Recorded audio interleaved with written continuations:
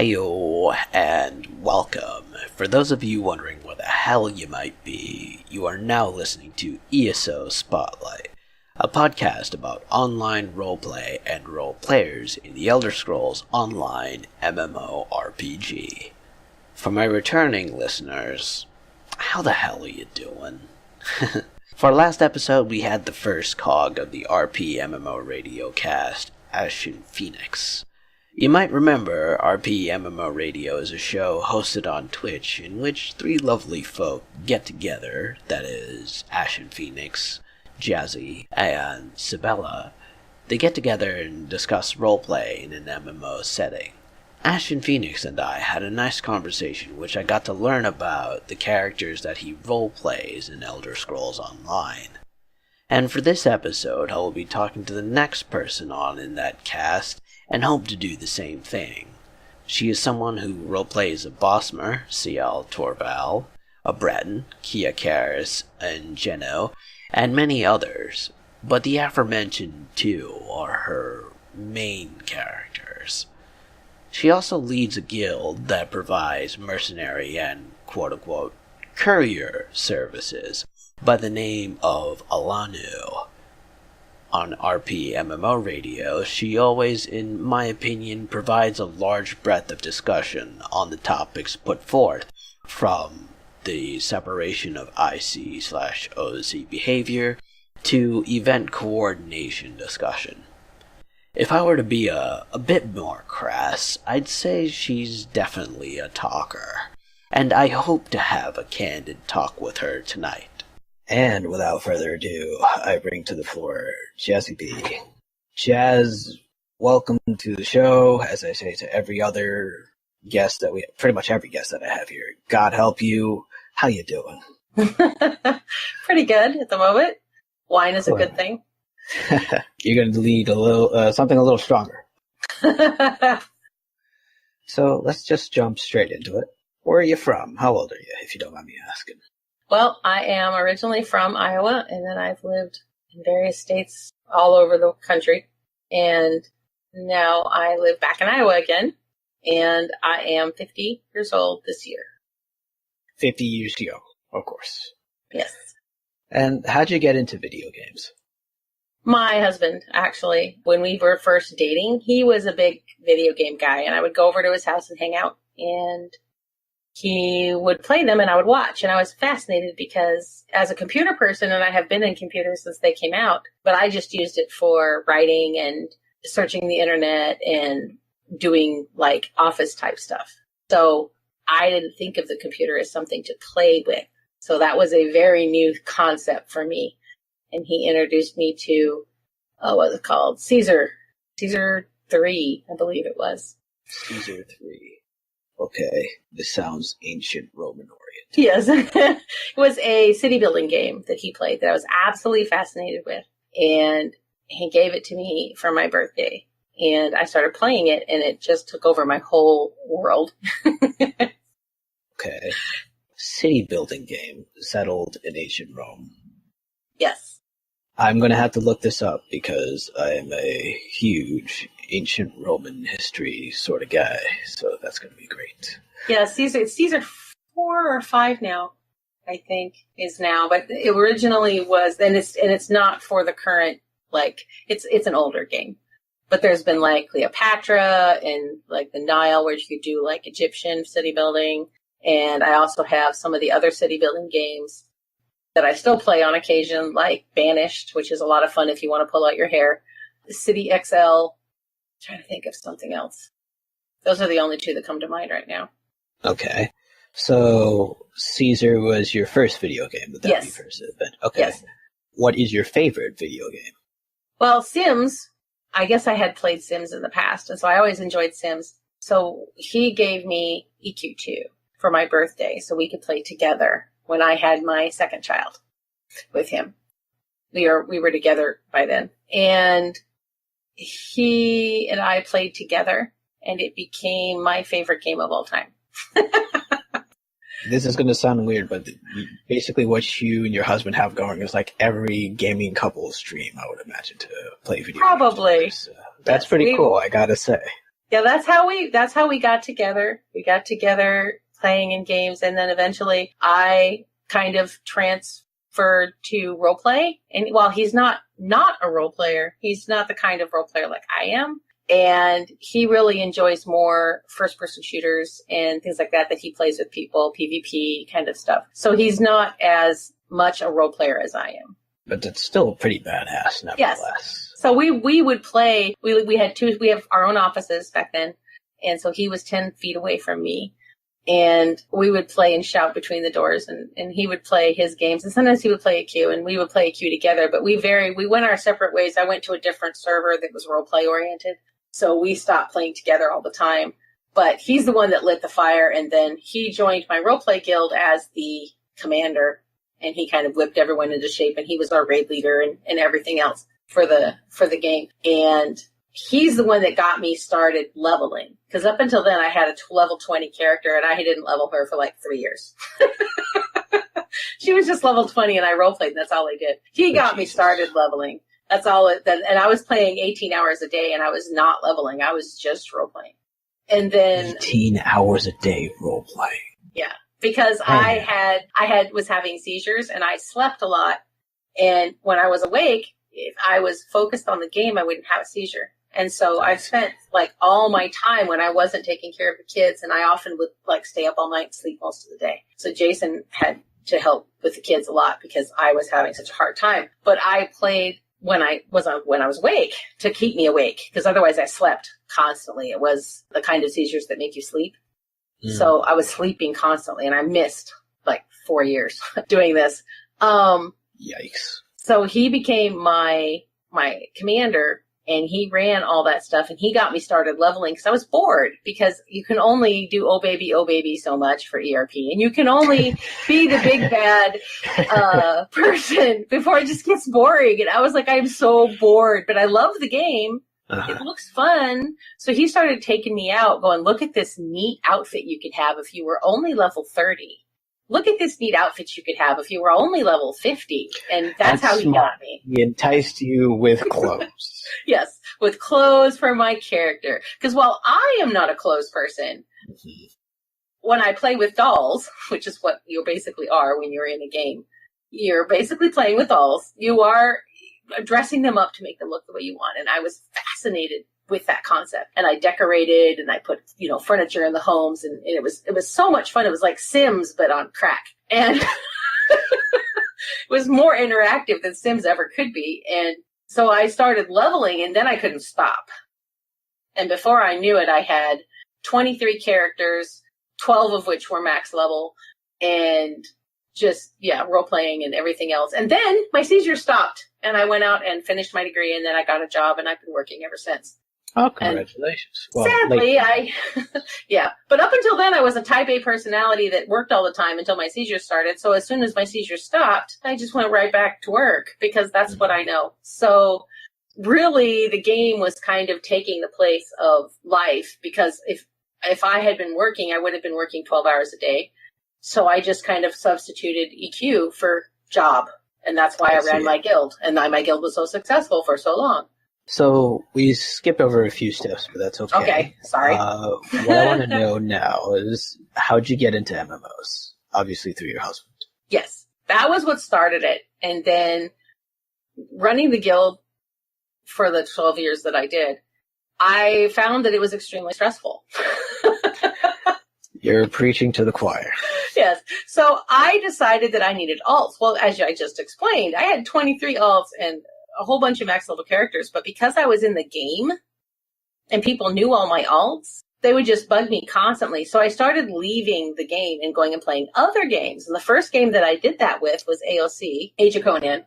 And I went and built a roleplay guild there, and built roleplay there, and max leveled 5 different characters, and played that game till they nerfed it to the point it was stupid, and then I left. And I've gone and basically, I always would play EQ, but I always had one other game that I was playing so that I could get away from, please come solve my problem, that happens when you run a guild. You would figure that you play with other fellow adults in the game, but it seems to be the polar opposite. It's really just like, being in junior high again. And it's all those same problems that drove me crazy in junior high and running my daycare and dealing with the parents of all the children that I had to deal with. It's really not much different than running a guild in an MMO. So where did RP start for you? It started with Jay in EQ on a server that wasn't a roleplay server, but he found a roleplay guild because I wanted to try that. And he likes roleplay and he likes roleplayers. So, we went there and we started building roleplay there. And up until then, all I had ever done, I've been in theater and LARP and all this stuff since I was a kid. So I've always enjoyed acting and I've always enjoyed fantasy. So it was a natural blend of those two things. Well, how did you discover it? Roleplay itself was in pretend with my little brother. When we would pretend to be, we called it big people. We had little people, which was Fisher-Price people, and then eventually Star Wars people and things like that.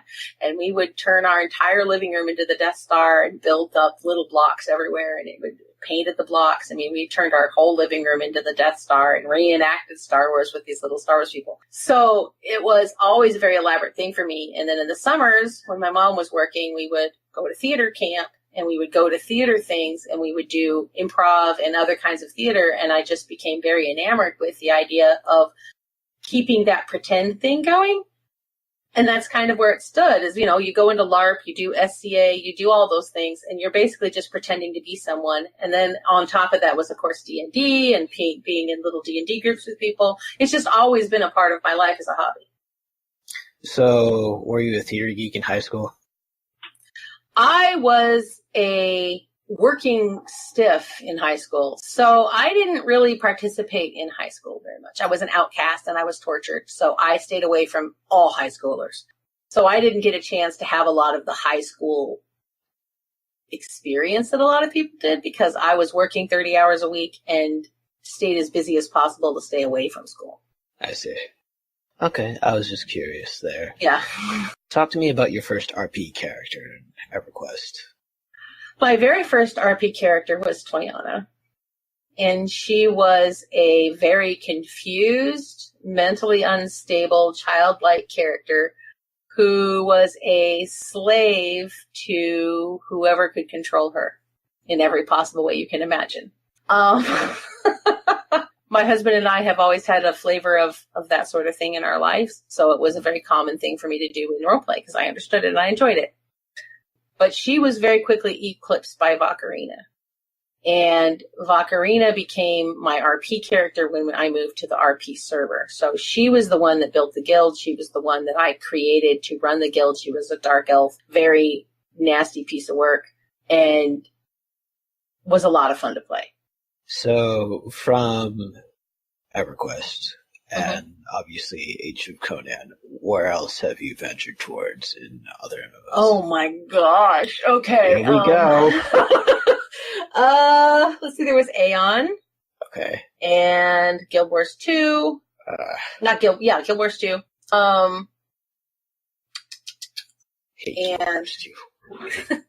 I enjoyed it until it went to Mega Server, and then I left because I hated it. So it's a good game. It's got great gameplay, but the world is too damn beautiful. That's true. It is very, very pretty. It is very, very pretty, and it's too easy. I had 11 max characters within the first 8 months of playing the game. So it was very easy to level, and it was once I figured out, and that's the key when you play an MMO. Once you figure out how to level in each game, you can crank it out really fast. So I did that there.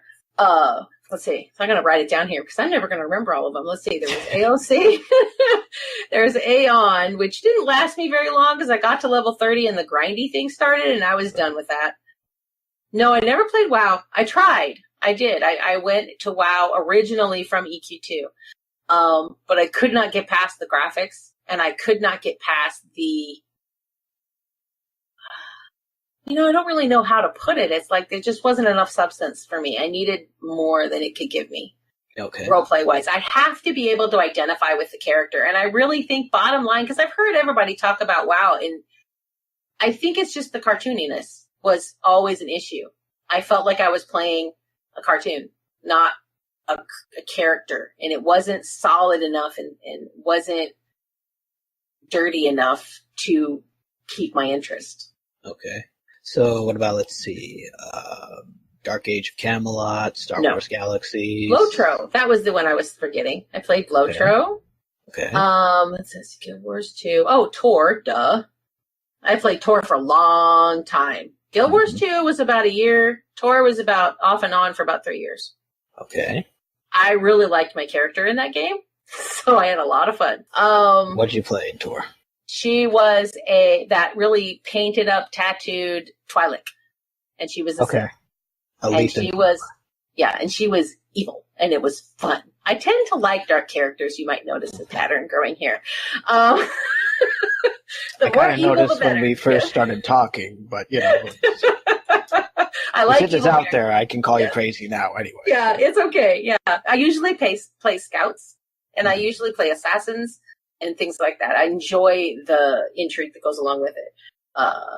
She was my Sith was a tank, actually. She was an Inquisitor tank, and she was a little bit away from my norm, but she was such a badass. It was a lot of fun. So okay. Let's see. AOC, AM, Lotron, first 2 Tor, of course EQ. I played EQ proper, but I didn't stay there long. And then EQ2. What was the other one you said? City of Heroes. Nope, didn't play that. Always wanted to, never got around to it. DCUO. Nope. SWG, it ended before I could really get into it. Oh, not ended, but they went, they updated it and everybody hated it and everybody left. So I never got around to playing SWG, sadly. Okay. Dungeons and Dragons. Yes, lots and lots of D&D, but not the MMO, but the actual.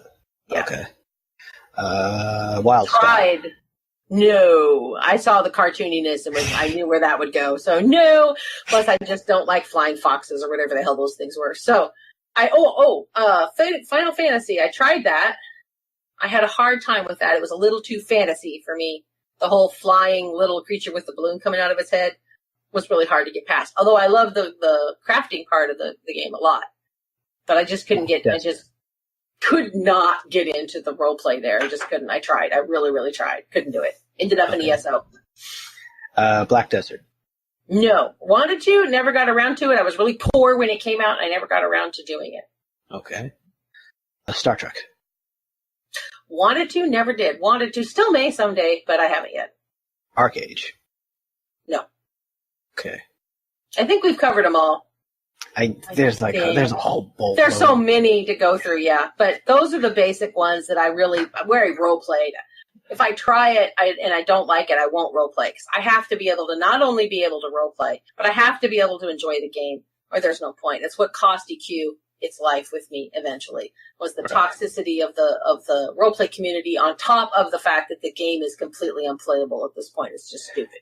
You're not the first person to tell me about the toxicity of EverQuest or EverQuest EQ2 with the RP community. Yeah, it's very toxic. I've heard a few tales, but let's delve in.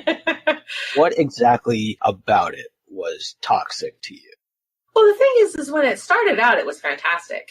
You're always going to have, in any time and I've noticed this in every game I've played, you're always going to have the set group of people, types, that start the role play or keep the role play going in any one community. And they're always the people that organize the websites, and they usually get some bug up their butt about what is and is not allowed. They get on a power trip and everything just kind of cascades from there. But with EQ, I think because it was such a long-lasted game, when it started out, we all had an open area to play in Freeport, and there was this place called there was the J Tiger, and there was the Blood Haze.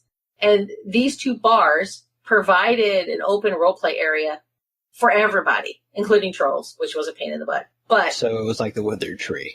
Yeah, it was basically the Withered Tree, except it was bigger and it was, in my opinion, better made for actual role play. And I think they honestly put it in the game for that reason originally. But then they took the whole thing out. They just deleted it. It was no longer in the game anymore. They made this giant. So they just deleted the establishment. Like it used to be there. It took it out. And then it wasn't right. When we got an update, they basically deleted it and put in this big giant parking lot of training merchants no one ever used.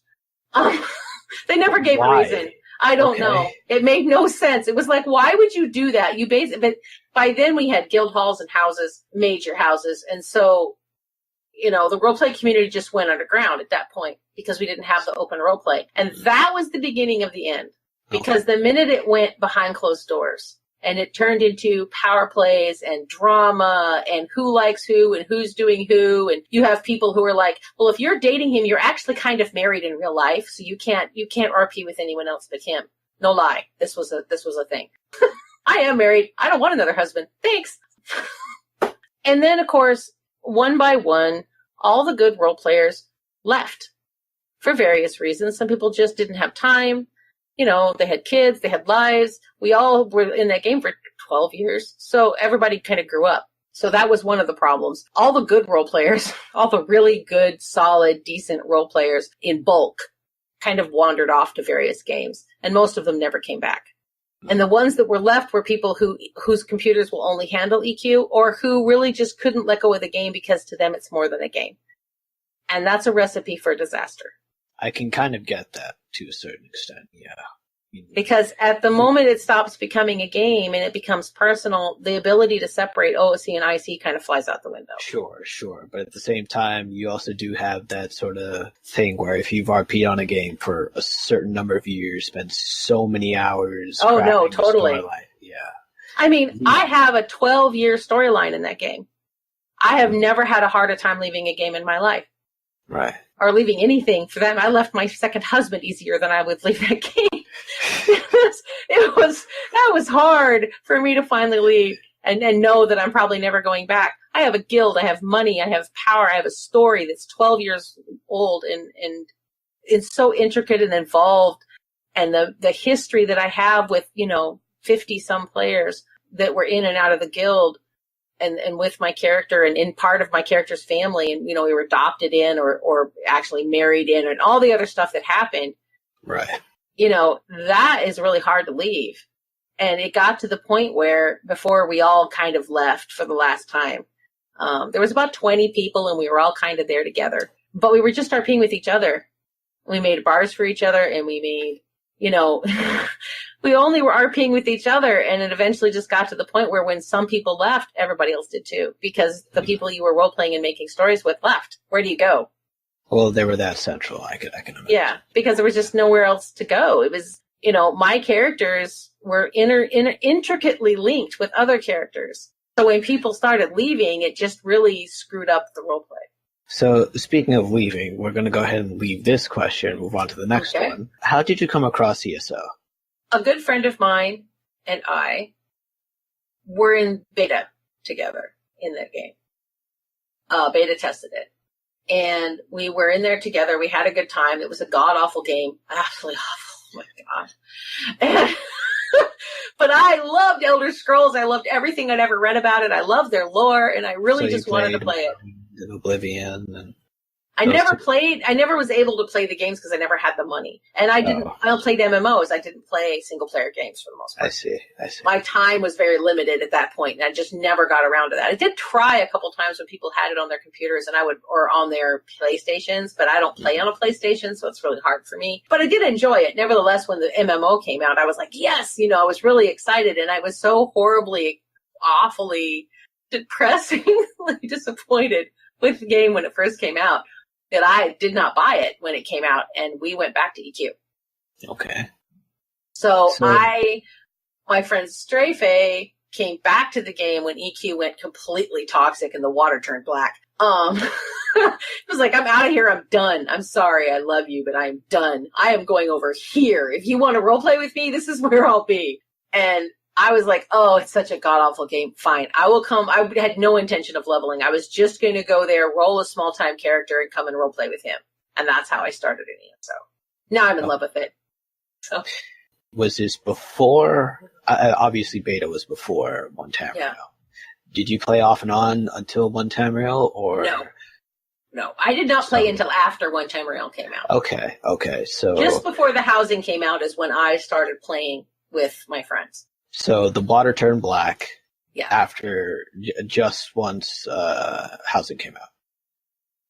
The water in EQ went black, and I had to find another place to go. So I went because he was here and he was like, it's great, it's fun, you can play for free, you won't have to worry about it. So I ended up for Christmas and I bought it and I went and started playing with him and I fell in love with the game just before Housing came out. And then when Housing came out, even though I hate the way that they managed it, I really like the concept of Housing the way that they have it. It's not bad.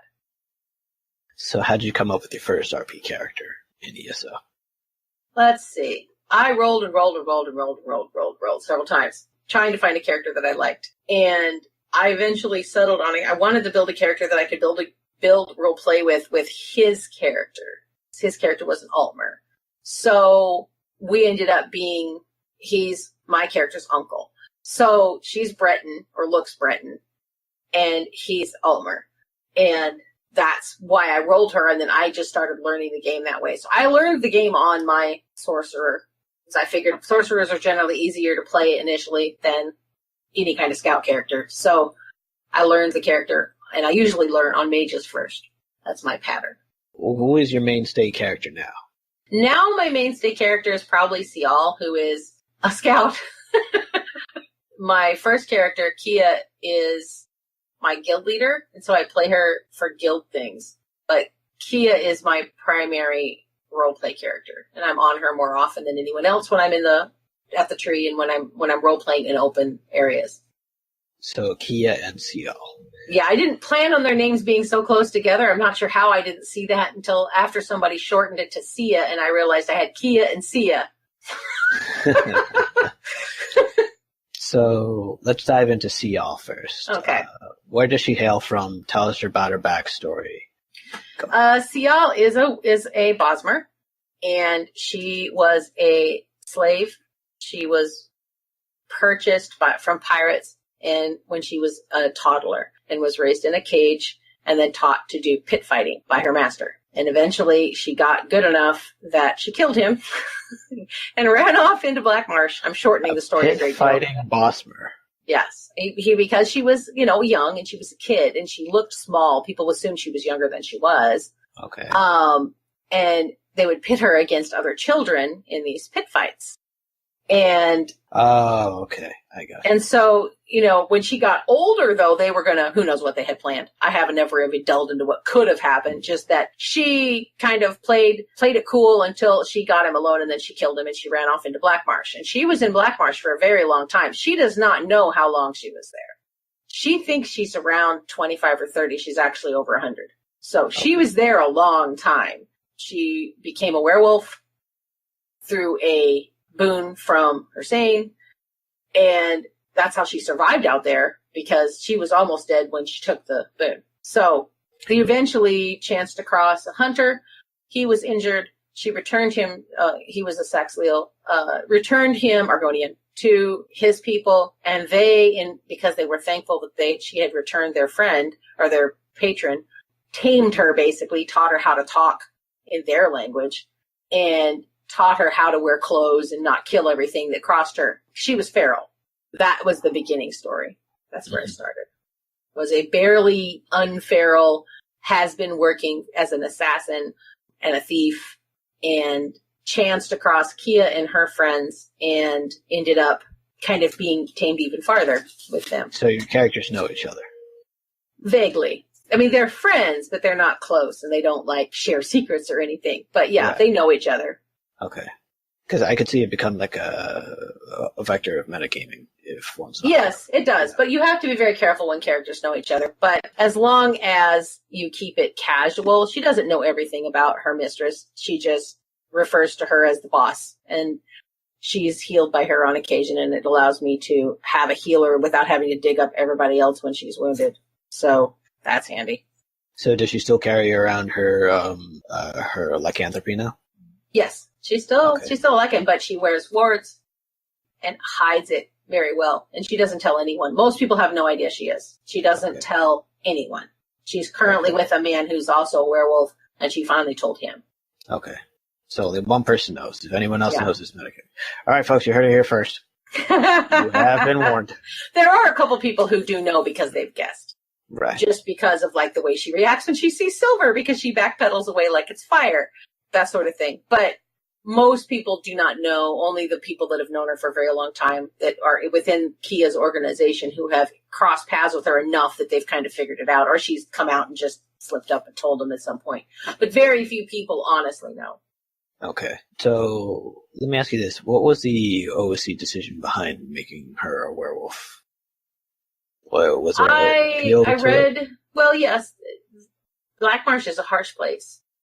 Sure. And even Argonians, even Argonians don't live well there. So, to have a Bosmer run out there and survive just seemed kind of far-fetched. It was just something I rolled, and I decided that I had to come up with a reason how she stayed alive, and that is that when she was near death, she had found a Hircine totem and started praying to it, and he turned her into a werewolf through that whole process.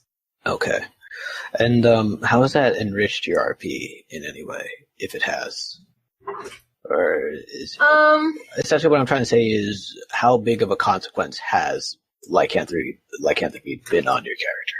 Not really. I mean, I enjoy being a werewolf, and off screen when I write, she's often doing X, Y, and Z as a werewolf. And it has made her more wild, and it makes her more believable as a wild person. Once you, if you do, when the guy that she's seeing right now found out she was a werewolf, he was like, well, that all makes sense then, now doesn't it? So, it figured out, because he's one, and he figured it out, but he didn't know why she wasn't telling him that when she doesn't have clothes on, she doesn't have wards. So he knew when they were romping around in the water with 4 or 5 people, he figured it out, but he didn't say anything. He asked me, and I had said, yes, she is, but no one knows. Well, she does now. So yeah, but I enjoy it when people make it hard. They don't just say, oh, she's a werewolf, ding, it's nice if they try to work it out somehow. So it's not quite as easy, but it lends to her wild character, and I don't really dwell on it that much beyond that. I see. Okay. I was curious of her story. It's not an intricate part of her story. It's just how she survived, and she has a very laid back kind of view of the gods in general. She owes him her life, but she doesn't she'll leave him a percentage of whatever she kills. She's loyal to him in that sense, but she wouldn't kill someone for him, for example, unless he made her. Obviously, he could obviously make her if he wanted to, but gods being gods. But she doesn't really believe that. She doesn't believe that he would. Okay. She has a very naive view of the gods. A naive view? Yeah. Because she wasn't raised. What way? Well, she believes that, they don't care about her. She's nobody. And so why are they going to care if she does X, Y, and Z? Okay. And the gods to her are the Daedra, or are they both Daedra and Daedra? Well, Aedra and Daedra are all gods as far as she's concerned. She just kind of thinks that they're too busy with their own whatevers to care about what she does. She probably has more of a less naive view of Sithis than she does of any of the other gods, because as an assassin, she's had to deal with that more, and she understands that that's a little more serious. Okay. So what are her goals currently? What is her raison d'etre after spending some time among civilization? I assume she spent some time among civilization. Yeah, she has. She finds the whole process annoying at times, and she misses being on her own, but at the same time, she's enjoying the contact, and it turns out she's fairly social. She just didn't know it. So her goal is really just to get more power and to live her life. She's not a complex person in that sense. She doesn't go, now what am I going to do today? She gets up, she does her work, she gets a contract, she goes and does it. She goes to the tree and she drinks. And maybe she gets laid. And that's really the limit of her over worry about it. She's just like, this is life. I'm not concerned. Okay. And, when somebody's like, what if you die? She was like, what if you die? Everybody's going to die. Have fun while you're doing it. She's just very pragmatic, I think is a good way to put it. She's a very pragmatic person. Does she have that plurality of hers under control? Is it sort of like this thing where she has to keep some part of her anger in check, or yes, habits from surfacing? Yeah, she's, as a werewolf, she learned very quickly that it can take over her if she lets it. So but then again, she's been doing this for a while now. She's over 100 years old. She's been a werewolf for a long time. That has given her a great deal of control over it. But she will just get up and walk out of the bar sometimes without telling anybody why. And that's because she's getting upset. And if she gets angry enough, she can let things slip. Like her eyes will flare up or things like that. So she will just simply walk away so that she won't lose control. I see. And let's move on to Kia. What's her story exactly? Kia is an orphan whose mother was put to death for thieving, basically. She was working as a fence. She got caught. She was put to death. Her stepfather is the one that turned her mother in, and then he took her out to the desert and left her there and vanished. Presumably to die, but a merchant from Imperial, was an Imperial merchant, came by, found her, took her in when she was 7, and raised her from that point on. And when he was killed, she killed all of the bad guys, and then she started roaming as a thief and a whatever, and went through her ne'er-do-well phase, and now she's in her 20s and started working for various nefarious folks because she's pretty, and she would be the face for them, and that's what she does now in her own guild, is she's the face, and she organizes and gets contracts, and then she passes them on to the people within her organization. Mm-hmm. And that's really, and Kia's, in a monogamous relationship with someone. So that it's not, the person doesn't play him very much. So it's not the major part of her character story. It's just kind of a side thing that when we both have time to play our characters, they're there. And they have a lot of time off screen where they're just being themselves. Okay.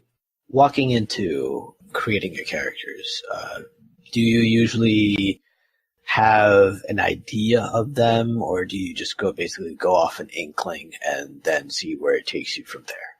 I usually will read a lot about all the different races and characters in a game. I will find one that I think looks interesting. I'll read more about that, and then I'll just start rolling dice until the character shows up. So it's a pretty organic role process, I would say. Yeah. It just kind of happens. And then I, as like Baka was rolled with dice on a character sheet from D&D, and then I had to make her character fit into the world because what I rolled didn't, as I learned the lore, I found out that what I had rolled wasn't going to really work unless I changed things. So I did. Same thing happens here. As I learned the game, I figured out that some of the things that I had originally said about her weren't going to work because that's not how it works. So, it's a process, but originally I just roll the dice. I say, okay, which race is it? And I number all the races and I roll dice. So you're a pretty big role player, R-O-L-L. Yes. Okay. I roll dice for just about everything. I like that. That's, I respect that. That's what I prefer myself. So we're birds of a feather. Yeah. I think that if I let myself just play my character, I would quickly lose my perspective. I think I know that about myself. So when I play a character, I always roll dice so that I'm not making the choice. They are. But then don't you have that argument there? You did say that it was like playing with dolls yes. to a certain aspect. But what about the whole, some folks tend to look at it as a form of acting, right? Where yes. they get into character and become that character. So could you not make your character's choices that way, in that you get into the mindset of your character and know how they think? I don't think that would be smart for me. I think some people can, and that's fine. I don't think that would be healthy for me. I see. I think that it's much better that I maintain that distance. And even as when I was acting, they say, get into your character. I never did that. I would simply read about what was expected. I would think about how that character would act, and then I would do what that character would do. But it never was personal. And I was really good at it. So apparently it worked for me. For other people, maybe that wouldn't work. For whatever reason, it works for me. Okay. I need that distance in order to not make mistakes, like taking it personally. Right. Okay. So what were some influences that went into the creation of either Sia or Kia, besides the lore? But, the lore obviously was huge. Yeah. I have played so many different characters, and I often have a cookie cutter concept. and then it is adapted through lore and roles and everything else. You have Kia, who was going to be the pretty Barbie doll type, who was secretly kind of like Vaka in the sense that there was a lot more to her than her pretty face. And if you took her only at her pretty face, you'd probably end up dead somewhere. So, but that's okay with her because then she wins. Kia comes across as being very sweet and caring and pretty and vain, but she's not. She's actually a lot more than that. And she's obviously well connected in the underworld and, does contracts for killers. So she's not quite the pretty face you think she is. And I enjoy playing characters like that. So that's always something that I toss in there, like making a Twi'lek be a very evil Sith was fun because it wasn't what people expected. They expected her to be this sex toy. And instead she was, she certainly was. She enjoyed making other people her sex toy, but she was very evil. But I didn't go around saying, oh, I'm evil. She would just simply stab someone because. Walk me through a cookie cutter concept example. Say, for instance, if we were to create a character tomorrow, or actually, no, let's go with this. What is a character concept that you've been toying around with that's been cooking that you thought, hey, it would be kind of cool if I RP'd something like this? Do you have any of those? Yeah, I always have some in the back of my head. And I'm limited right now because you can't make an old person in ESO really well because they don't stoop over and they can make crones in game as NPCs, but you can't create one on your own, which is annoying. I want to be able to make a crone character, for example. That's a cookie cutter crone character. Now, then you have to define it more than that. Well, what kind of crone is she? Where did she come from? Why is she a crone? Why does she live by herself? Why is she a hermit? I tend to talk to myself as I build a character, asking questions and then answering those questions by creating a character. It's like a sculptor almost.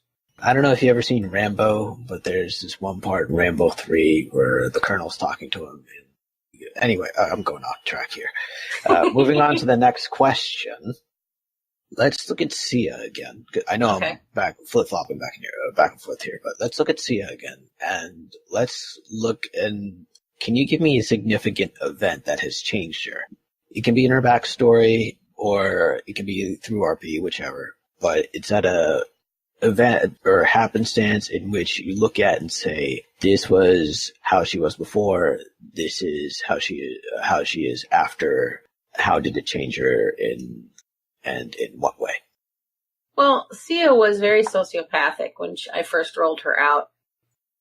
Had a serious speech impediment. She was learning how to speak Cyrodiilic. Is that Cyrodiilic? Is that how you say it? Cyrodiilic. Yeah. She was learning how to speak that. She spoke Saxhleel and she spoke Dunmer. And she didn't want to speak Dunmer because it reminded her of being a slave. So while she's fluent in Dunmeri, she had no desire to speak it. And she spoke Saxhleel, which most people don't speak. Or rather, Gel, excuse me. So when she spoke in Cyrodiilic, she sounded like a child who had their brain scrambled. And it was very irritating to people sometimes to deal with her. And I was puzzling if I had made her too complicated for people to understand when I was writing and I was rolling dice for writing, and she was doing one of the guys that I role play with, who's her boss or one of her bosses, had given her a job to go get an artifact. And in the process of rolling dice for that event in my writing out what was going to happen, she chanced across not a Daedra, one of the jhamora. There we go. She chanced across a jhamora, and this jhamora tricked her and possessed her, essentially, and was living inside her head in order to get out of a curse that had been put on this jhamora. And in the process, taught her how to talk, which was kind of a nice twist because I was looking for that anyway. I was looking for a way to make her more easily understood. So that was a very important change for Sia because suddenly she could talk a lot better. And that made things easier for dealing with people. And I was pleased that had happened, but it was completely out of the blue when it happened. I was like, oh, well, I bet, because the person's going to be talking in her head and was correcting her language while she was talking and making fun of the way that she talked and was giving her better options for talking. And I was like, that's a really good way to teach her. So that really works. So it was nice because then it gave me permission to kind of jump her speech impediment a little bit ahead of schedule of when I was going to have it slowly eke away. So okay. So how did the idea of jhamora possession come to you?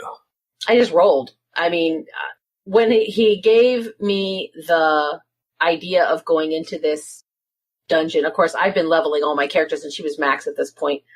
I'd been in enough of them to know that what's in them. Yeah, so there's a lot of jhamora in them. And that one, I can't remember which it was, but the jhamora with all the frozen people, and you have to follow her game, and then she'll unfreeze this person that she turned into stone. I don't remember exactly where it was in game. Was this on Bleak Rock?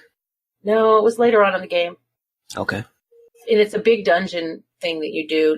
It's a solo thing. But you have to go in there and then do all this stuff and go through all this stuff to get these people free. And I know that's like 90% of ESO's quest, so I'm not helping. but it was very important because I was like, there's an awful lot of them. So what I did is when I write for myself, I make a list of all the things that might happen in this situation.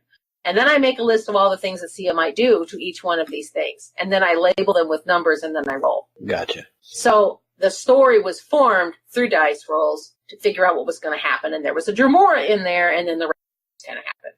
Okay. Was the jhamora the worst outcome? No, it could have gotten much worse. She could have had an actual Daedra in there, and that would have probably ended very badly for Sia, because she's not always the smartest person when it comes to challenge. If you tell her, you can't do this, you belong to me now, she'll go, the hell I can't, and she'll just attack.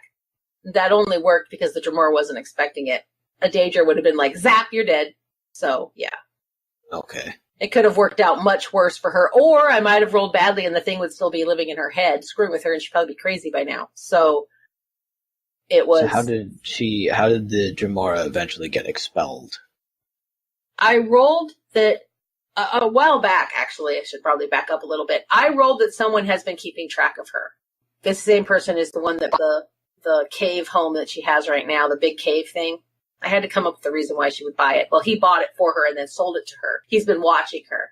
And he sent a mage, old woman crone, to purge her of this thing that had happened to her. But she doesn't know that. That's just off story in the back, that this person is intervening in her life now and then.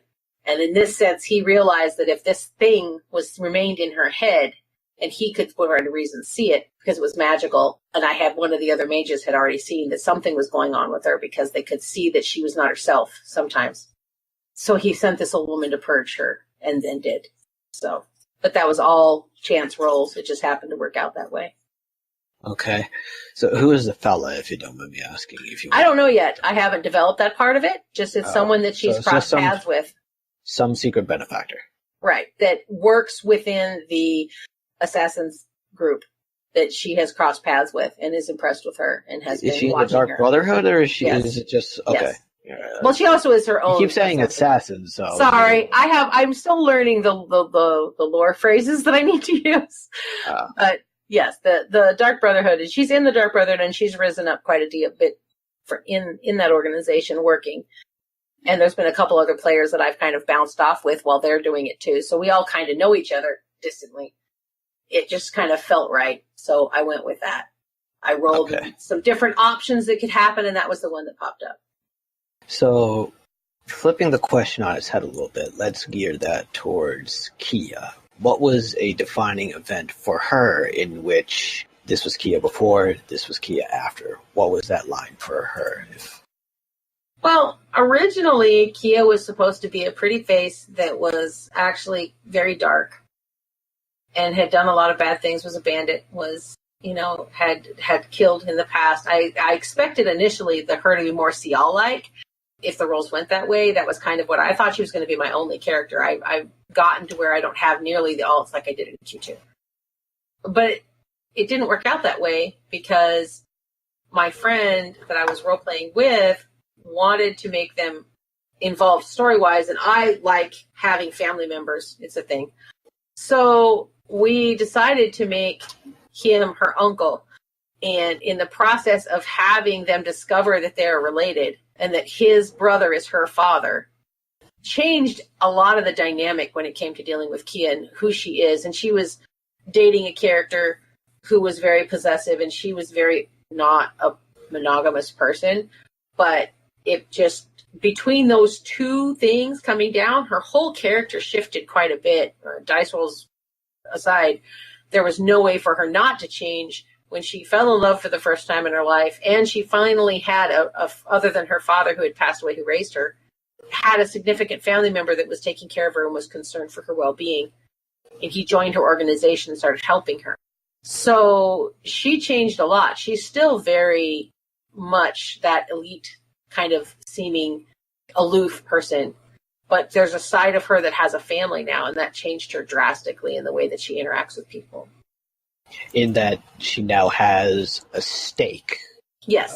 On life. She had no stake before. She didn't. There was nothing that. I mean, if she died, she died. If she lived, she lived. She was just living to have as much fun and make as much money and find as much power and personal power as she could. That was what was driving her. And that's not that case anymore, because now she's looking at maybe getting married someday, and she has her uncle, and he may get married, and they may be kids, and look, they're going to have a family, and she's raising a family, and she has family, and oh my gosh, everything changed because suddenly she was thinking about someone other than herself, and her entire personality shifted slightly. And it's a good thing. I'm glad it happened. Because if they listen to this, they're going to be like, she doesn't like what happened. No, I do. I always love it when the plans that you have in the back of your head get thwarted by roleplay and roles. Fantastic. I love it. But it did shift who she was and where she was going to be. Okay. If you had known where your character was going to end up now versus where they started, would there be anything that that you would have changed? No. If there's anything, okay. Simple question. No, because I don't make those decisions, the dice do. So I can't really, in all honesty, say that anything would change because I just go by where the dice lead me with my characters. It's pretty freeing. Okay. Right. So let's move the conversation a little bit over to lycanthropy. Okay. Because we talked about it before, and I'll just come out and say, fuck Supernatural RP, it's just a vehicle making people feel special because that's what we like to do. So, and you're not wrong, necessarily. So I'm not going to even pretend that that's not true. I think most people play Supernatural RP for exactly that reason. You said that you downplayed it before for Seols, but at the same time, I imagine it should be something that's central to the character, right? Well, it is and it isn't, because just like like with Vakarina, she was many terrible things. And one of the biggest learning life lessons for her was when she was told, you are more than the blood in your veins. This was Vakarina. Okay. That you are more than the blood in your veins. You are more than what you were born to be. So stop thinking that just because you're a monster, you're always going to be one. That's not how it works. So in that sense, Seols understands that she's a killer. She understands that she is a werewolf, and she embraces it. She doesn't look at it as a curse. She doesn't look at it as a bad thing. It's just part of who she is.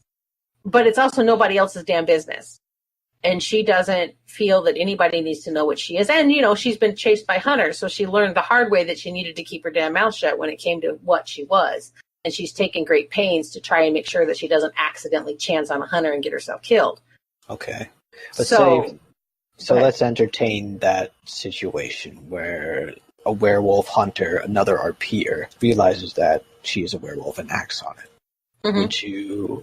Would you be open to the OC communication of saying, hey, I'm going to hunt down your character now because this is what mine would do? Or yeah.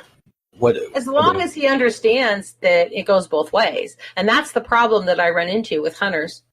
A lot of times, people who are hunting vampires and werewolves, they don't want their characters to get killed.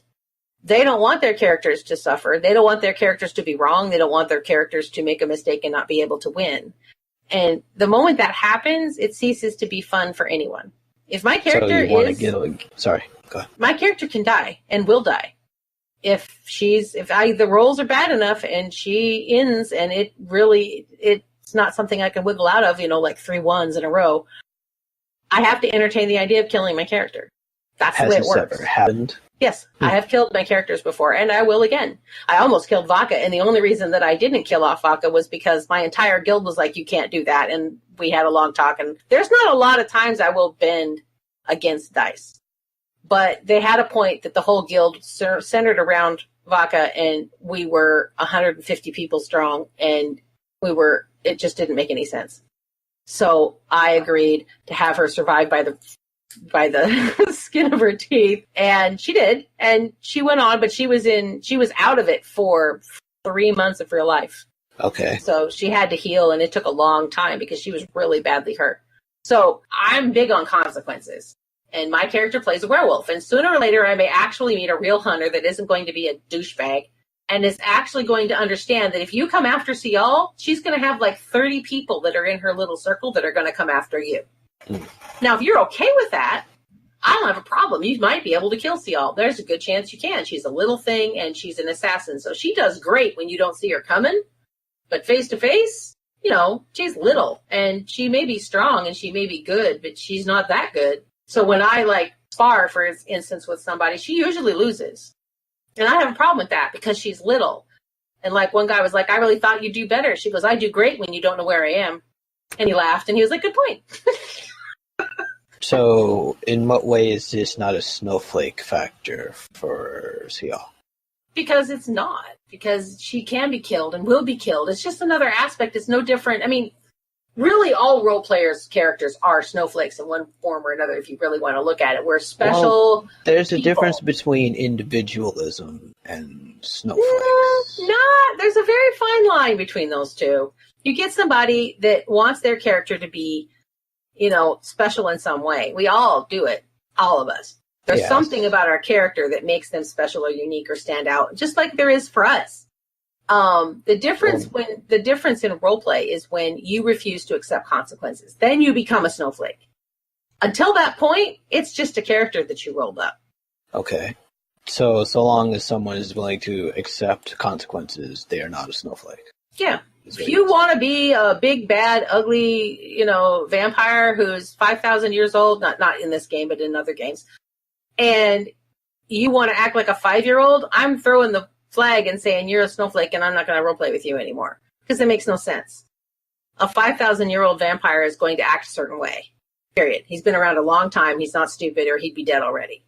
So, one of the vampires that I had a long time roleplay with was this very old, very, very old vampire. And he acted like it. He was grumpy, get off my lawn, I hate all of you, I don't know why I'm here, don't touch me, I'll kill you. And it was great. He was so much fun to roleplay with. And he never had a problem with consequences. If somebody came at his character and we just followed roles and what happened, happened. And he weirdly rolled really well. Always. It was annoying. But, and I roll horrible, which is probably why my characters have all been so terribly hurt over the years. But that's the line for me. If you can't be killed, maybe you won't be surprised. How many mortal people will tell me that they get to win because they're good? I don't know many people like that, but I know there are folks that think like that. Yeah, they get to win because they're a good guy. Yeah. Because everyone's a fucking good guy in their own book. That's for sure. Yeah, and it's just they're in true form. No one's really evil and no one's really good because good and evil are a figment of society and your own personal beliefs. What is good? What is evil? Everybody has their own version of that, and that's what makes it so hard to play. I think we all agree if you're eating children alive, you're probably evil. But barring that, I mean, there are. But they're good for my cholesterol. Damn it! Exactly. And I've come up with some really up against people who just would not accept that their character. Yes, I am surrounded by 15 people, but I'm going to win, and your hits never hit me because I am just that good. Or they'll have several different people emoting at them, and then they'll come back with 17 different blocks of text trying to respond to each one of those emotes of some way of weaseling out of it. Right. And that's, to me, is a snowflake. That's a person who cannot accept. And whether they're a vampire or a mortal, it really doesn't matter, because if they can't accept that their character is going to get hurt, we've all watched the duels where people are RP dueling and he hits him with this much strength and you roll and you actually win the roll and they're still just shrugs off the pain and keeps fighting. No. Have you ever had a fight in your life? Probably not, because if you did, you'd know that doesn't work. Yeah, this is kind of the stupid. This is Okay, this is where we're starting to find common ground, and I like it because I really do wish folks would get into fights just a little bit more because they have no idea how remote fights work. And anyway, all right, cool. Yeah, I've been to fights. I've been in a fight. I know what it's about. I've also done martial arts stuff. So I know you have, 10 minutes tops. And then you're out of energy. I don't care how good you are. You're going to be winded. It's hard. Fighting is hard. It's hard on the body, and it's hard to do. And, man, just go with that. Don't try to act like you're somehow unable to be hurt. Because, yes, if I come across anybody doing that, yeah, I'm going to call it and say, I'm sorry, this is dumb. You don't get to just shrug off the fact you got stabbed through the chest. Well, it missed anything important. I said, have you looked inside a chest cavity lately? I'm curious. If I had like one of the gold pieces in the game for every time I saw something like that. Yeah, that to me is a snowflake. I don't care if you're a vampire. I care if that's the issue. Okay. To me. Okay. So lycanthropy and everything else is just another aspect of being a character. We're all playing magical people who are supposedly the gifted few. So we're already in Snowflake Land, really. So what I'm reading from you after all this is that you're willing to accept consequences so long as the other person is. Yes. Because it's a give and take policy when it comes down to it.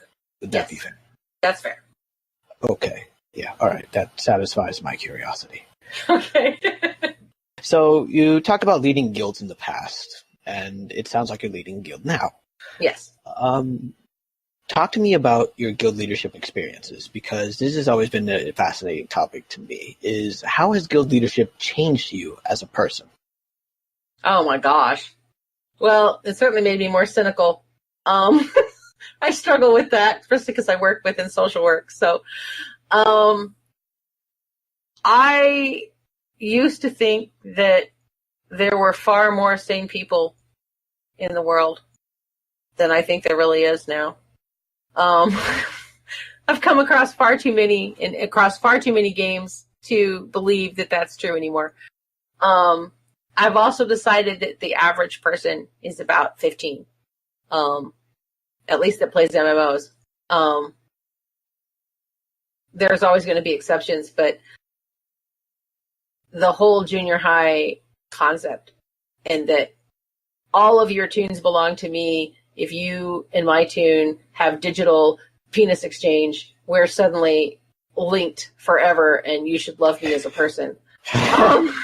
It's just, and you wouldn't, as a guild leader, I see that so much, and not just in my own experience. I mean, I'm talking about where I have to negotiate this. I mean, you see this at the Withered Tree. I mean, why do you even go to the Withered Tree? Come on. You want to know why? You want to know why? Because I'll answer that. There's a reason. Okay.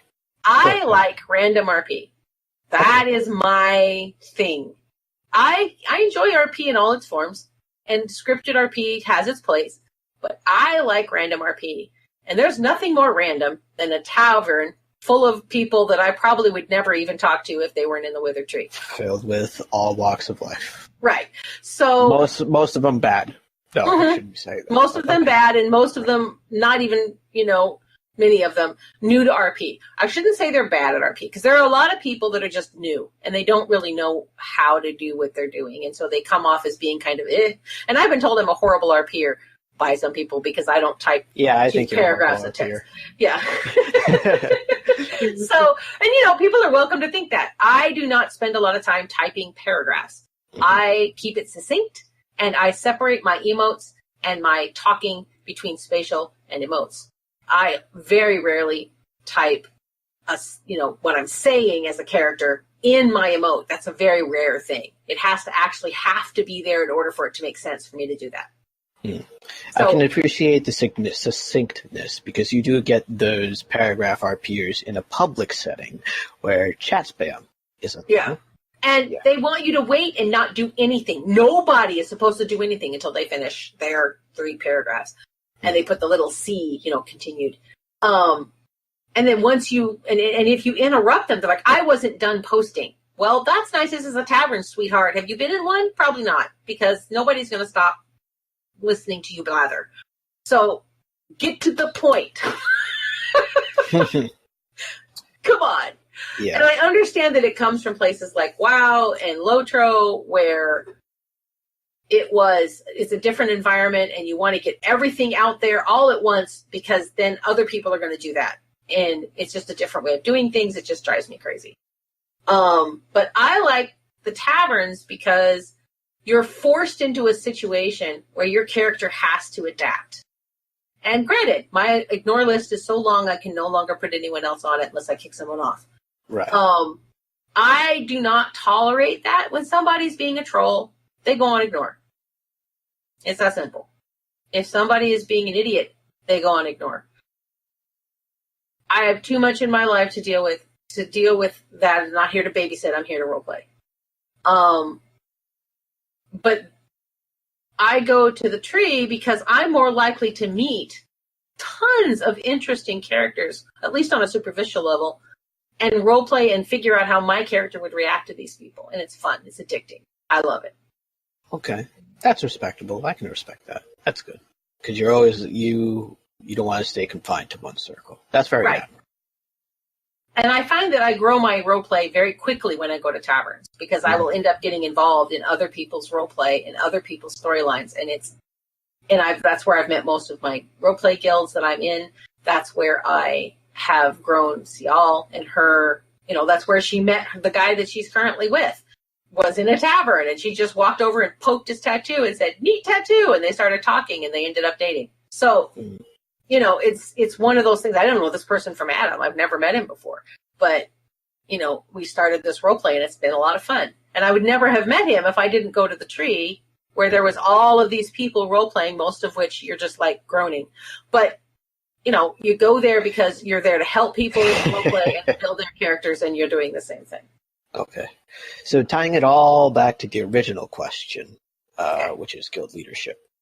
I used to run a guild myself, so I'm a little curious about the way you did things. You have a latest iteration of the guild on ESO, right? Mm-hmm. Yes. Tell me about it. What's it about?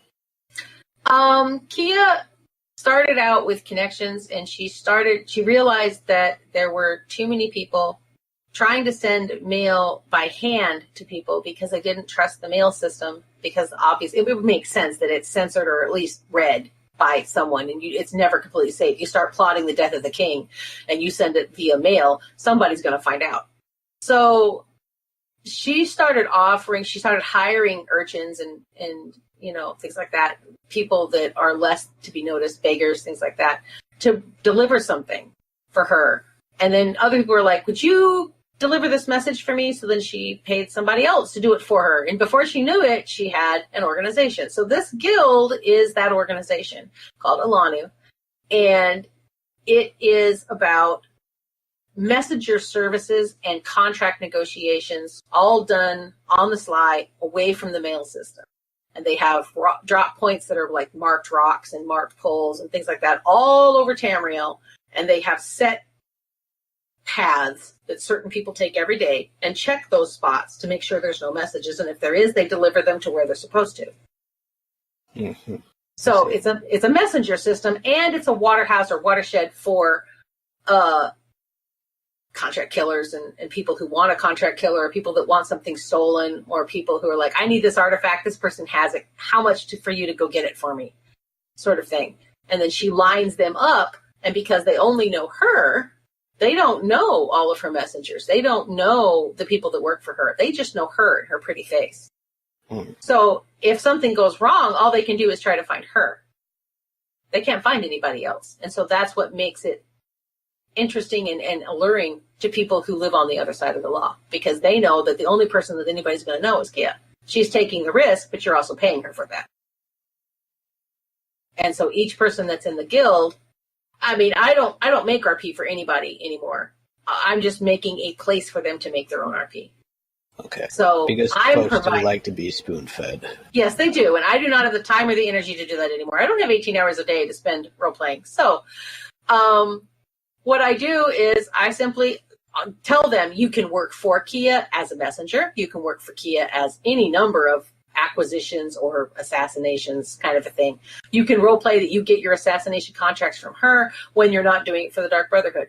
I mean, you can come up with whatever you want and use my character in that way, that as long as you remember that you probably don't know her very well, and you certainly don't know anyone else that works for her. So there's very few people that know each other than her officers, and a few people when they're first brought in who meet the officers and her. So that keeps it believable.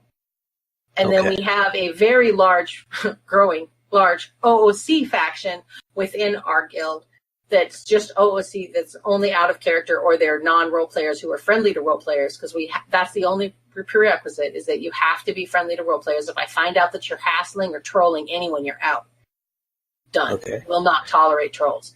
So I keep cutting you off. Go ahead. So now we're working on becoming a merchant. We sell to each other with the hopes of eventually getting enough money together to have our own merchant guild. So it's in the process. We have something like 117 people or something like that. I forget exactly how many people we have in our guild right now, but it's enough that we're well above the 50 that we need to have the merchant bank person that we can sell to each other. Mm-hmm.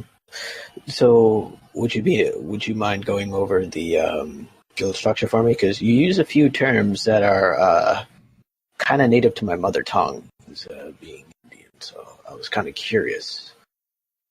Which one? I think Paradesi is. Oh yes. Well, I just picked a language that I liked. What language did you pick? I'd have to go and look it up. Okay. But it's Malaysia, I believe, is where it originates, if I remember correctly. Google Translate is a wonderful thing. I have a thing about languages. I've always been enthralled with languages. I wish I could have spent more time learning languages. I know quite a few that are just basic words like hello and goodbye. I speak a little Russian. I speak a little Spanish. I speak a little German. And Malayalam. I don't know how to say that. Malayalam. There you go. That's what it is. And if you go to our website, you can see I use the actual script and then I translate it to Alanu. My mother is Malayalam. My father is. That's awesome. Yeah, and you see, they're actually they're sister languages because they're both in the southern part of India. In fact, Malayalam stems from a country called, or is predominantly a state in India called Kerala. Tamil is from a state called Tamil Nadu, and if you look at it geographically, they're actually quite next to each other. So, very similar languages. I just had to ask because it appealed to me. Yeah, that's cool because that's I need to update the website, but I took a lot of the in character ranked names out because people were like didn't understand and they thought I was being weird, but all of it is from that. Yeah, I usually when I'm dealing with a game that doesn't have its own language for various races, I will pick one that sounds like the culture and then go from there. And I thought that it fit, so that's why I used it. But that this is her mother's tongue her mother's a Red Guard. So she's a Yakutan, and this is from a sect of the Yakutan, is what I say is the language that she speaks.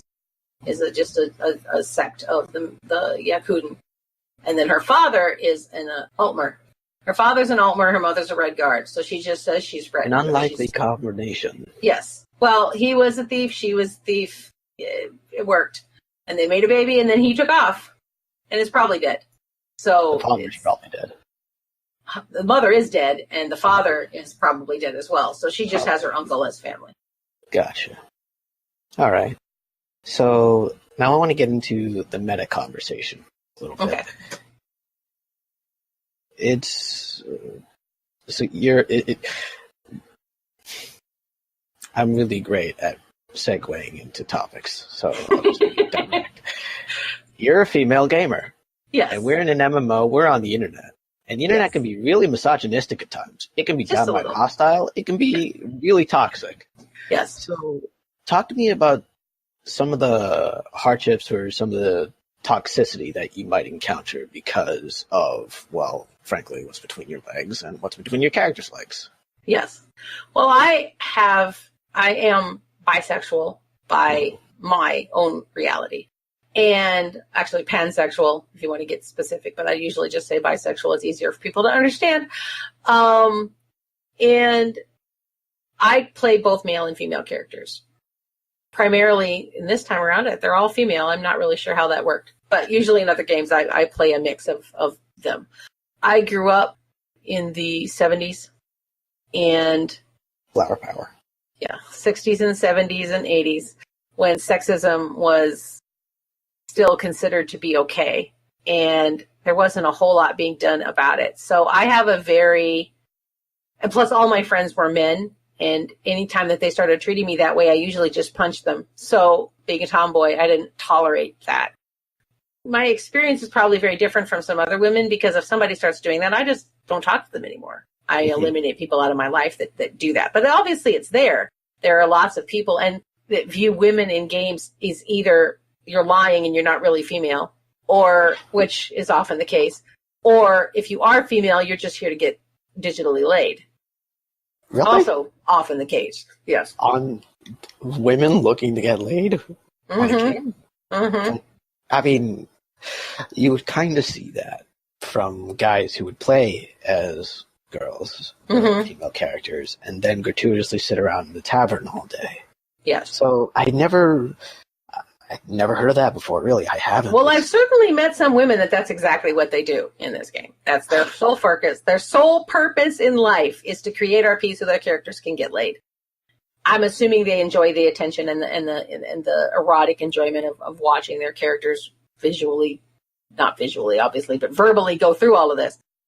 I never really saw the draw myself, but then I've always had a healthy sexual relationship with whoever I'm with. So, it's one of those things. If I want to get laid, all I have to do is go, hey, honey. And, yeah. So, there's never an issue for that for me.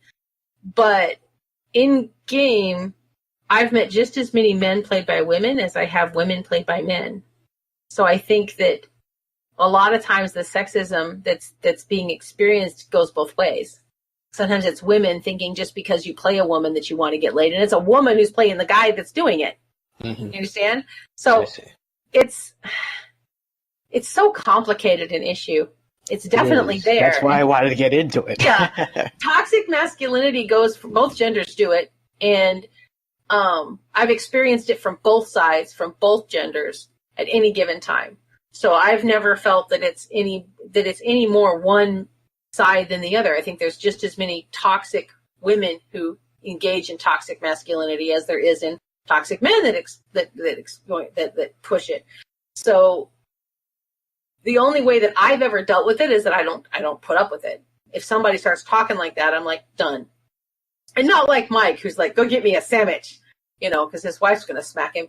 I don't have to do anything. So, and Mike is, he is this kind of sexist, but he's not it's not a toxic way. He's a dick sometimes, but he's not toxic about it.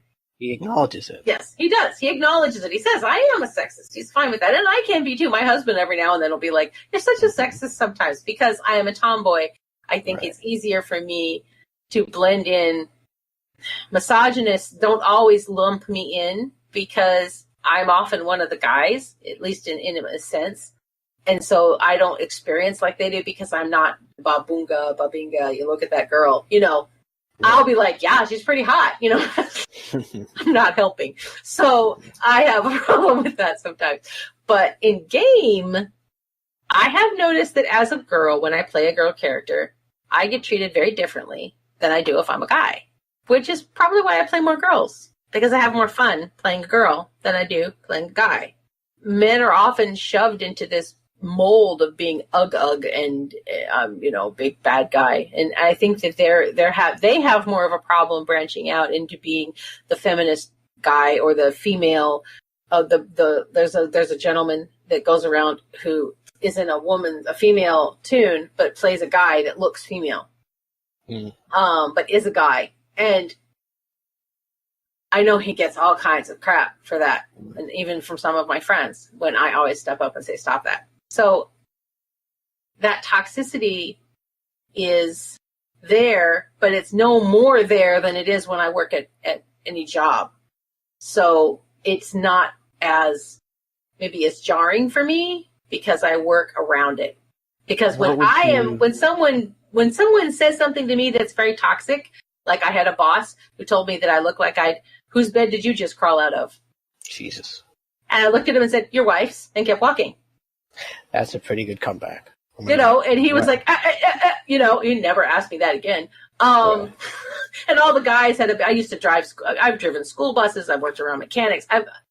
In most of the areas where I work, I'm outnumbered 10-1 by men. So if you blink, they'll eat you for lunch, and not in a fun way. So you can't blink. So when I come into the digital world, I have that same philosophy. If somebody's like, what do you know, you're a girl? Fuck you. I just don't even deal with it.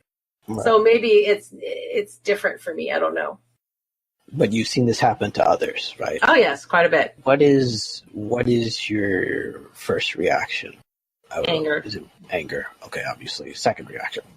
I try to educate them if they'll listen. Stop that. That's demeaning. Don't talk to someone like that. What's the matter with you? You know better than that. I know you have to know better than this. You have a mother. But if that doesn't work, then I just simply don't role play with them, and I stay away from people like that. Okay. Do you think it's getting better or will get better? Oh, yes. It's definitely much better than it used to be. Oh, my God. So much better. It's even gotten better in the last 10 years. And I've certainly seen more females playing males over the last 10 years than I did before. And I'm seeing a lot more men playing women who are not lying about the fact that they're males. So I think it is getting better. The environment is getting better, and games are getting better. And we're having, characters within the games that we're interacting with that are gay or look gay or act gay, quote unquote, that don't help the stereotypes. But the fact that they're actually in the game says a lot. They're not pretending like it's not really there. So we're doing better. Hear that, guys? We're doing better. Yes. You are. I really do think we're coming. Okay, so I have a 13-year-old and a 15-year-old. And I've worked really hard to teach them, you don't touch someone without their permission. You don't, and including each other, which, that goes over like a lead balloon. But, I like to think I'm getting through somehow. They still punch each other all the time, but at least I think I'm making the point slowly. And I watch how they treat women, and both of them treat women very well, even when they don't know I'm watching. So I consider that to be a positive. They open doors for people. They say please and thank you, and they say ma'am and sir, and that sort of thing. So I think that as we raise our children to be better, it will automatically get better, particularly in the gaming world, because, these 13 and 15-year-old are going to grow up and be playing full-time games by the time they're 25. So it's not that far away. So another 10 years, they're going to be your age, and they're going to be doing the things that you're doing. And 10 years ago, we're 13-year-olds who were learning lessons. So that's probably why it's getting better, is because more and more people, even though there's always going to be jerks, there's always going to be people out there who are awful. We see them on the internet. We know they're there, but they're being slowly outvoiced by people who are like, I don't care what they do in the bedroom or what dangles between or doesn't dangle between their legs. Let's just play. Who cares? So that's probably, to me, why it's getting better. Well, thank you for the conversation so far. Thank you for this interview. Thank you for letting me look inside your head and see what makes you tick. You're welcome. We're nearing the end of our interview now. And as always, at the end, I ask everyone a particular questionnaire. This questionnaire was first pioneered by Bernard Pivot on a talk show called, I can't remember at this point, but later refined by James Lipton in Inside. Okay. So, 10 questions. You're almost there. Okay. Number 1. What is your favorite word? Actually, that was the third word my son said when he was little. So I think I say it a lot. Okay, and what is your least favorite word? I hate the C word. C word. It describes a female part of the anatomy. See, that's my favorite word. Everyone always says that. It's got one syllable. It's got one syllable, and it shortened to the point, powerful on both ends. I dislike that word a lot, but I understand that some people don't, so it doesn't freak me out like it used to when I was younger. It's just one of those words that I do not use unless I'm really angry at someone. And usually it's a female, not a male. I don't use it as an insult. I use it for what it is and what I think it describes. So, but yeah, that's probably my least favorite word right there. And shut up. I hate that phrase. What turns you on creatively, spiritually, or emotionally? Well, all three of those are very different. Creatively, I like dark topics, and I like the idea that even the most evil of us has someone who loves them, and that means that we're all far more complex than we give ourselves credit for. So creatively, you'll often see that theme in most of my stories, in most of the characters. It's an ongoing thing. Spiritually, I am a pagan agnostic, so I don't really believe in a god per se, but a god entity or a god essence, and that is definitely something that probably comes through in most of what I do. I bristle at God and religion. It's really hard for me. If I made a game, I'm not sure we'd even have gods. So it just irritates me. And what was the other one? Emotionally. Emotionally, I like relationships. How people interact with each other is fascinating to me, and I love it. And I particularly love it when it's intimate and very telling. Not intimate like, ooh baby, harder, harder, faster, but intimate as in getting to know someone like this. This has been a very intimate thing. Talking, I feel very close to. We're talking about very intense things. I like intense. Intense is good. And it's definitely something that I use a lot and enjoy a lot. What turns you off from all three categories? Idiots. Stupidity, ignorance, pointed ignorance, people who know that they're being ignorant and they don't care. Just irritates the crap out of me on every level, whether it's about religion, politics, gaming, characters. Having somebody that can't possibly be hit is just dumb. It's just not even realistic, and I don't know how that's even fun. But if it's fun for you, I feel sorry for you. So it's just idiots. Idiots bug me. I have a really hard time dealing with them and being nice. I always tell my officers to be nice. It's really hard for me to be nice to idiots. What is your favorite curse word? Fuck. What sound or noise do you love? Laughter. What sound or noise do you hate? Chewing. What profession, other than your own, would you like to attempt? I always wanted to be a shrink. What profession would you absolutely never in a million years not want to do? Pastor. If heaven exists, if it does, what would you like to hear God say when you arrive at the pearly gates? Well, now that you've finished the joke ride, would you like to actually try something serious? Jazz, thank you so much for being on the show. Thank you You're for welcome. Entertaining me with this conversation. Ladies and gentlemen of the audience, I hope you enjoyed this interview. I know I did. And I'll see you in the next episode. Bye. See ya.